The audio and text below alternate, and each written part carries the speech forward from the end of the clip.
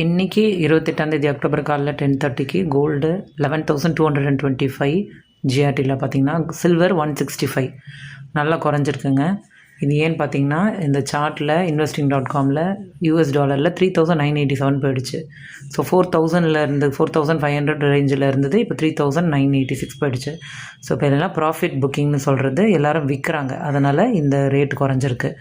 So எப்படியும் எல்லோரும் இந்த யூஎஸ் சைனாவோட டேரிஃப் வந்து நெகோஷியேஷன் இருக்கிறதுனால தான் இந்த ரேட்டு கம்மியாக இருக்கிறதுக்கான ரீசன். ப்ளஸ் எல்லோரும் விற்கிறாங்க, அதாவது இந்த ப்ராஃபிட் புக்கிங்னு சொல்கிற, அதாவது இந்த ஜாஸ்தி ரேட் இருக்கிறப்போ வந்து அவங்க விற்றுடுறாங்க. இதுக்கப்புறம் வந்து குறையிறதுக்கு வாய்ப்பு இருக்குன்றதுனால இருக்கிற இன்வெஸ்டர்லாம் விற்கிறாங்க. ஸோ இதுக்கு இன்னொரு ரீசன் வந்து இந்தியன் ருப்பியில் வேல்யூ வந்து நம்மளுக்கு டிக்ளைன் ஆகிருக்கு. அதாவது 88 ரூபாய் இருக்குது. முன்னாடி 87 ரூபாய் இருந்தது ஸ்ட்ராங்காக இருந்த இந்தியன் ருப்பிய வேல்யூ, இப்போ டிக்ளைன் ஆகிருக்கு.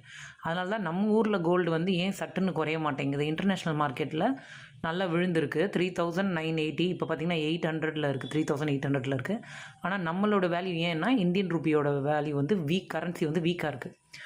ஸோ இந்த கேல்குலேஷன் பிரகாரம் பார்த்திங்கன்னா நாளைக்கு இன்னுமே குறைய வாய்ப்பு இருக்குது. ஸோ வெயிட் பண்ணி பார்ப்போம். நாளைக்கு இன்னும் 11,100 வர்றதுக்கான வாய்ப்பு ஜாஸ்தி இருக்குது. சில்வரும் பார்த்திங்கன்னா நல்லாவே குறைஞ்சிருக்கு. ஸோ நான் இப்போ லாங் டேர்முக்கு தான் நான் கோல்டு வாங்குகிறேன் அப்படின்றவங்க குறையிறப்போ கொஞ்சம் கொஞ்சமாக சீட்டு போட்டோ இல்லை பாண்டு போட்டோ வச்சுக்கோங்க. இன்னும் குறையிறதான்றது நம்ம பொறுத்திருந்து பார்க்கலாம்.